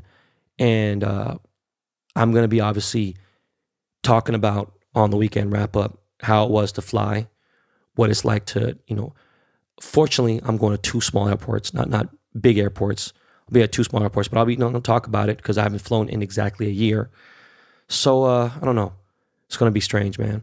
And I know a lot of people aren't talking about COVID, and I'm not really going to get into it too much, but I'm getting the vaccine supposedly next week. So I'm kind of excited about that. And it is still out there. It's fucked up. Just think that we're controlling it better. I don't know what to say, man, but my cousin got COVID, and now we don't have an autopsy yet, but, there could be things that maybe, fucked him up from COVID. I mean, I'm just assuming. Just weird conversations he was having, too, around the time that he got COVID and things like that. I don't know, man. Fucking weird. So podcasts. Ryan Sirhant, he's a big real estate guru, business guy, entrepreneur. He is a star, well, one of the stars of a show called $1 Million Listing. Million Dollar Listing is a good show, really big, popular show. I haven't watched a lot of it, but he is, one of the stars in the show. He has a new podcast called Big Money Energy, and I just did his podcast this week, so it should be coming out real soon. Also, really soon, I don't know if it's today, tomorrow, but very soon is No Jumper Part 2, right? I told you guys already, my man Adam22, this No Jumper Part 2 podcast, thought it was a pretty good interview. The Ryan Sirhant was definitely a much more structured, in-depth interview where I think I said some things I haven't really talked about too much, right? So, anyways, took the SF90 out twice this week, right? Just to clear my head, drive it in the daytime during I really haven't driven the car that much. The car barely has 130 miles or something. So I realized a couple things. It is very sick. This car is sick as a motherfucker. This car is faster than shit. For sure now I have confirmed I have never driven a faster car in my life. I don't give a fuck if you have a 2,000 horsepower Nissan GTR. It's not faster than this car, period. There is no car that I could think of that is gapping this car. I know the 765 LT is fast, but it is not as fast. This SF90 is no joke. This thing is fucking vicious, okay? So, and it's got nothing on it. So I'm just debating, am I keeping it? What the fuck am I doing, right? I'm getting offers for $200,000, 250 grand, I'm sorry, over sticker, excuse me, $250,000 over what I paid. And so I'm like, do I take this to Gintani and get this fucking exhaust and tune done and just have to say, fuck you, right? And what about the Senate? What about the LaFerrari, right? Which, did I bring that up yet? Oh, we'll talk about that another time. So the SF90 I've just fallen in love with. So the only reason I haven't decided to keep it yet is because there are no active parts for it yet, meaning there's no Novatec suspension yet where I can drop that bitch on the ground. I kind of love the way it drives right now, but it doesn't look the way I need it to, I definitely want to change the wheels if I keep it. Nothing crazy, but definitely something motorsport and something lightweight, something strong, a monoblock for sure. Not putting a 2-piece or 3-piece wheel ever again on a fucking exotic car. And this car is just fucking amazing. I wish everyone could drive this car. It is that fucking sick. I think one of my next giveaways might be drive Ben's Ferrari SF90. What do you guys think about that? I think that's what I'm gonna do. And speaking of giveaways, I got 2 giveaways to mention. Very big ones, okay? Well, sorry. One just passed. It was, whatever. It wasn't crazy. I'm sorry. What am I talking big? So the winner of the Micro Jesus piece, I did that on my Instagram Live. This is going to be a much better format from now on. Just taking everyone's name. For every single card that you buy, you get an entry. So some people buy 50 cards, they got 50 entries, right? What's crazy is the winner who won the Micro Jesus piece, he bought 1 card. And his name is Daniel. He's from Chandler, Arizona. And congrats on the Micro Jesus piece. But I'm going to be giving out different random things every time I drop a Topps Project 70 card. Okay. Now, we'll get to Project 70 in a second. Platinum Giveaways, company based out of Canada, right? I always thought this shit was like cap. I thought it was like some kind of scam or some shit. No gimmicks, no jokes, nothing like that at all. Tomorrow, I'll be announcing on my Instagram page how you can win $10,000. Yes, I am giving away $10,000. There will be a grand prize of $5,000 cash and 2 prizes for $2,500 each. It is not a joke. It is very easy. The instructions are simple. All you got to do is go to Platinum Giveaways' official Instagram page, find out who they're following, follow everyone they're following, then go back to my post and comment done. DONE. That is fucking it. And you will have a chance to win a lot of fucking money. Cash. No joke. I will be handling you this shit. It is not a fucking game. It is very serious. So look out for that tomorrow. Definitely a big deal. Now, there are no new movies or shows. I just haven't seen shit. There's nothing I wanted to watch, man, to tell you the truth. But I did see a trailer for a movie called Boogie. And it's about some Asian dude who's going to try to make it to the league and, play basketball. Actually, I'm sorry, he's Chinese. I should be more specific, right? And shout out to my boy Eddie Huang. Eddie Huang from Fresh Off the Boat. And, he's a chef and everything else. He's jack of all trades, man. Good dude. I wish that we had, had more time to kick and hang out. Cool guy. He's one of the few Asian dudes I like. He really does his own thing. I fuck with dude and smart guy. Obviously, fucking amazing chef and all that, and just has a lot of history and knows about his history, which is dope. But this movie looks really interesting. Pop Smoke is in it, which is kind of dope. I can't wait for this shit to come out. So breaking news, this just came in, right? A little bit on the rumor mill, but I've talked to some people, and this is something that it's been in the back of my head. I talked to some players, I talked to some people, who know dude. So Russell Wilson's camp, his agent obviously fucking knows this, has literally just, Russ needs to fucking say something, right? But I don't think he's going to, because these rumor trades are real now, okay? So Bleacher Report has reported that Russell Wilson's camp has broached trade destinations with the Seahawks, okay? The Dolphins, the Jets, the Saints, and the Raiders have been mentioned. Some people in the NFL think a trade could happen in the near future. Let me tell you something real quick. I already know that he's eyeballing the Raiders. No fucking idea. I don't know if CR's in this shit. I don't know. There's all kinds of crazy rumors inside the know, right? People are saying he's listed a Seattle crib, which is fucking crazy because he's loved there so much. But people think that Derek Carr and a lineman or someone, a defensive lineman, offensive, I don't know. They think that that's going to be a fair trade. Like, nah, man, look, if Russ is going to leave, fuck him, right? I just don't want him to go to the fucking South, the NFC South, that is. I don't want to go to the fucking Saints. He'll bring a lot of wins to the Saints. That's for goddamn sure. The way that they run their offense down there, man, they'll crush it. But yeah, I'm not letting that happen. And there's nobody on who the fuck would I want on the Jets, right? Even a draft pick, fuck that. Unless, the Jets have what? The top 2-3 picks? I don't know. This is such a crazy way to start out my fucking Thursday. And I'm just like, man, look, Russ need to fucking chill. Because if Russ goes, I got a good feeling that Jamal Adams is going to go, right? So fuck the Dolphins, fuck all that other bullshit. We need Deshaun Watson or nothing else, right? We need someone A1 or it just ain't worth it, period. So come on, Deshaun, let's make this motherfucking deal happen out of nowhere. And yeah, fuck you, Russ. What is next? Oh, man. Fuck, man. Jesus Christ. My Lakers. Yo, this is going to be short. Guys, the Lakers ain't shit without AD, okay? We need AD to come back, right? Look, fuck all the all-star snubs. I am not one for snubs. When people got, oh man, you got dirty, blah, blah, whatever. Man, put some respect on Trae Young's name. Put some respect on I don't give a fuck about none of that shit. You know what? People get fucking snubbed for Grammys, Oscars, this, that, and third, boom. Look, I just learned a long time ago, man, that, whatever politics are involved here and there, if that's what, you're the flavor of the week or whatever it may be, life ain't fair. Yeah, there should have been more reserves and whatever, but it just ain't, it is what it is, man. So, in the meanwhile, people keep talking about LeBron needs to rest, and it's just like a constant thing.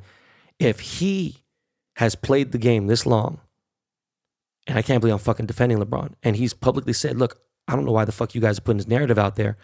I don't need the rest. I'm out here trying to be, playing on a higher level and keep playing. So let the motherfucker play, because we got nobody else. Like, everyone is just, I don't know, fucking Trez. Like, come on, man.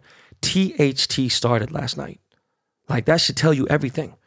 He came out kind of banging, but it's like, bro, we got wiped out. We got washed by 25 points from Utah. And look, they are the best team in the West right now, right? But who gives a fuck? Fuck Utah. Fuck Gobert. Fuck Donovan Mitchell. I don't give a fuck. I know that, but 7-game series with AD back, we gonna wash them right back. It just bugs me out that Clarkson is playing so fucking good. Brandon Ingram is playing good. Julius Randle. All these old Lakers are balling out of control. Meanwhile, it's like, what the fuck? But we got to figure it out. I am starting to get a little concerned, right? After the All-Star break, I'm sure, because AD's not playing that, whatever. Let's see what happens. I don't think we need to rush him back. I think, we're good. We're going to go to the playoffs for sure. But I am starting to worry about the Lakers a little bit, about this being a lock for the chip this year. I don't know. We have to see what happens. LeBron does have that Tom Brady kind of thing in him, but the more and more I've been watching Kobe highlights this week, and don't ask me why, I just been kind of watching fucking in the background on Spectrum Sports and shit. For those of you who are in Los Angeles and have DirecTV, there's only one channel that plays the Laker games. And I'm just watching these games. I'm just like, yo, man, Braun is good. Don't get me wrong. But he don't have that killer fucking instinct. You know what I'm saying? So it's just, I don't know. Anyways, Project 70. I'm dropping a new card next week. I'm pretty sure I am. I kind of want to tell you guys who it is, but I kind of want to wait, right? I want it to be a mystery because I really have no, like, there's no sequence. There's going to be like no pattern. It's going to be just really random as fuck and what I'm doing. But what I am doing next week is I am dropping my Mookie Betts autos next week, and I have restocked on lighters, mouse pads, and I'm doing stickers. I'm doing like a little pack, a little, Bombarded the Chain merch pack, right? You're going to be able to buy a merch pack for $25. It's going to have all the shit that you guys want, and it sells out every time. And this time, I don't know when the next time I'm going to restock. So, restocked and got that dropping. Don't know what day next week, probably Thursday, maybe Friday. My Project 70 autos for Mookie Betts. These cards look really, really good, by the way, right? And I'm only doing 18 blue or silver autos. That will say BBDTC. For those of you who are new and new to Project 70, new to any of my autos and stuff, okay? And now, this is the crazy part. You ready for this? I'm going to be dropping these at a much lower price than I've ever had autographs, ever. Like, fucking ever, okay? And then I'm going to be doing a 1 of 3 auto with gold ink. It will be a 1 of 3 Ben Baller gold auto, 3 only. So total, there'll be 21 cards, and that is it for the entire 20 cards. I didn't start on that early with, I missed out on Ichiro, and I did Frank Thomas late and fucking, the cards. These are going to be numbered, all official, certified with authenticity cards from Beckett. And that drops next week. And again, I'm excited. I know everyone keeps talking about NFTs, and I'm just like, fuck, man. I haven't really want to get too much into it, but I am going to obviously fuck with some NFT shit. But Gary Vee said some really valuable shit on Clubhouse last night, actually. 97% of the NFTs that drop in the next few years are going to fail. And I said this without him saying, I said, look, man, you can't just keep acting like you're going to print money and things sell out and people make $1 million in 30 minutes or whatever the fuck it may be. Look, this is the gold rush and people are going, but it's like, again, this is also snake oil. So you got to be careful who the fuck you're investing in, whatever. And it's just like, look, for the most part, my shit is sold and my shit is held pretty decently. So look, you guys have any questions? Hit me up on Clubhouse. I'm going to start hosting some rooms. I actually want to get a BTB official room or a club going on there. I applied for it. Let's see what happens. But yo, guys, that is it for the episode. I appreciate you guys. I want you guys to have a lovely weekend. Please make sure you're subscribing to the show. It is available on every possible platform. Anywhere you listen to podcasts, Behind the Baller is there. All right. We're going to do fan questions next week as well. This weekend. We're doing fan questions. You know what? No, fuck that. We're going to push it to next week. So start asking your questions now because it takes a while for it to register on the iOS. And that's it. Miles, Jordan, you got anything to say? Yeah. All right. Well, listen. At DB Podcast, they are still doing the handicap shit and they are crushing it with the bets. All right, guys. Yo, we are out of here. Miles, hit me off some Lakey Lake and I will see you guys on Monday. Peace.